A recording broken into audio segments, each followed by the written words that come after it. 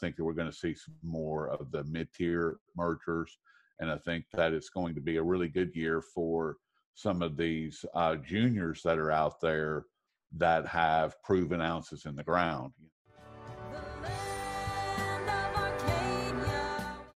Hello there, my friends. Chris Marcus here with you for Arcadia Economics. And as 2019 is drawing to a close, good time to get a gold forecast of what to expect going forward in 2020. Of course, few people better to do that than Rory Hall of the Daily Coin, who is posting stories, interviewing gold experts, really gets a lot of data and information, and then thinks and mulls it all over. So, Rory, it's great to have you on here. How are you doing today, my friend? I'm doing well, Chris, and thank you so much for having me on. I'm really glad to be here. Well, it's a pleasure, as always, and let's hop right into it. What do you see happening in 2020 for the gold and silver markets? I see really good things happening. I think that what we're going to see as far as what began at the end of 2018 with the merger at the top, I think that we're going to see, with Barrick and Rand and then Newmont and who was the other one that was involved? There's Kirkland Lake and Detour. Well, that's what we're going to see more of in 2020. That's what I see. Is that second tier. They're not majors, whereas the other ones that we saw at the end of 2018 and the beginning of 2019, those were the majors. And I think that we're going to see some more of the mid-tier mergers.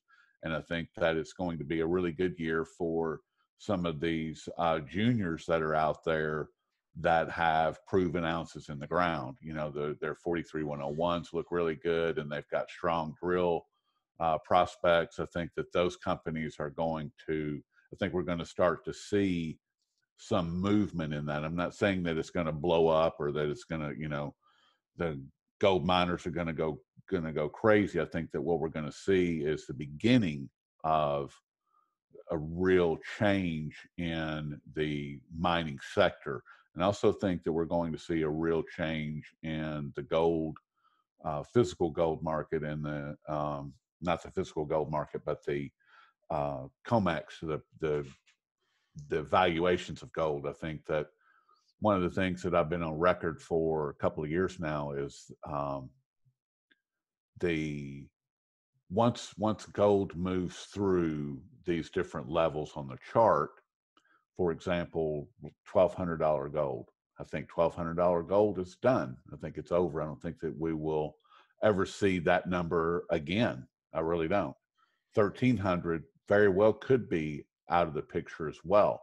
And once we move through, as gold continues climbing up the chart, that as it leaves a number like 1,400, which we're on the cusp of right now, once the 1,500s are well established, and we start to look at 1,600, then we can safely say, well, 1,400's done.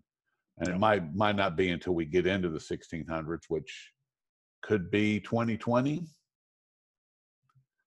could be 1,700 in 2020. I'm thinking I'm not saying that it's going to happen, but I'm not saying that it's not going to happen. All the numbers, everything is pointing in that direction, that 2020 is going to be just really a game changer. And in the show that you and I were just doing with Phil Kennedy and Dave Collum on Phil Kennedy's channel, we talked about, or I asked Dave what he saw for the upcoming decade, the 2020 to 2030 decade. And what I see is the fourth turning. I mean, if you go back and you look at the 1920s and you look at the 1820s, then you see some things that were different, that kind of set the tone for the remainder of that century. And I think that that's what we're seeing right now, that all the pieces have been put into place. And now what we're seeing what we're going to see play out over the coming decade is everything's going to change. Everything is going to change. So yeah, it's an interesting distribution because there's 8 million and three factors of why gold and silver should be soaring. Yet we have a lot of pressure. Like you mentioned, the COMEX. So I continue to look at it. Could be tomorrow. Maybe it's dragged out a couple more years. Although one last thing to get your comment on here. We do have this Department of Justice investigation, which we see gold and silver get pummeled on a routine basis as they're doing the investigation and arresting for traders for exactly what continues to go on. Do you see anything coming out of that, or how do you see that shaking out? if the Department of Justice actually does its job and brings RICO charges against J.P. Morgan, I think that, and actually the key is to getting into a courtroom, into a real courtroom with a real judge and a real investigation where you have the data and the discovery process, a realistic discovery process. All of these things have to be from a realistic perspective, not a rigged perspective. If we can get into a courtroom and have the reality presented in an actual courtroom, then the crimes will present themselves. And the reason that the Department of Justice is throwing RICO around will become quite obvious, because it is racketeering on a grand scale. I mean, how many times has J.P. Morgan been charged with laundering or money laundering or rigging a market, whether it's LIBOR or You've read, Forex or whatever. have you read Helen Chapman's book, J.P. Madoff, where she talks about the connections to the Madoff scandal? And I There mean, you the go. list of felonies the bank has committed. It's incredible. I mean, Harry Markopolos pointed it out when he was investigating Bernie Madoff, a decade ago, and the SEC completely ignored him and said, "What are you talking about?"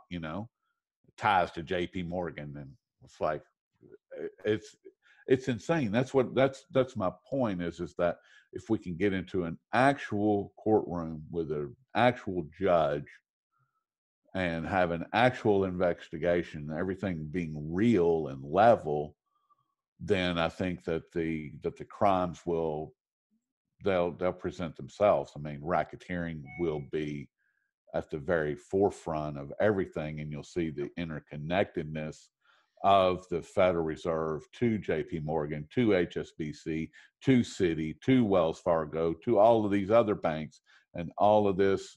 And those are just that's not to say anything of the ones that are in the city of London. I mean, goodness Yep. gracious, that's what a cesspool that is. And seriously, it's, I would just love to get one of these banks that no one's gone to prison for any of their crimes. No, nothing realistic has ever happened because of their crimes.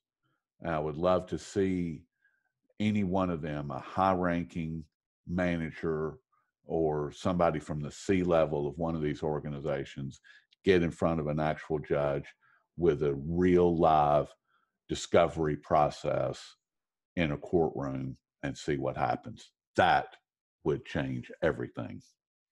Well, I know you'll be doing everything you can to let folks know what's actually going on. So hopefully justice and the truth can prevail. And perhaps just in wrapping up, let folks know the website so they can stay posted.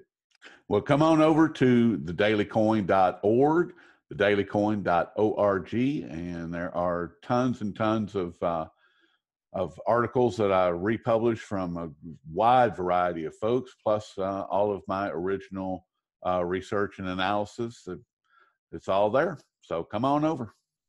Rory Hall of the Daily Coin. Rory, I love you, my friend. It's been great getting to know you these past couple of years.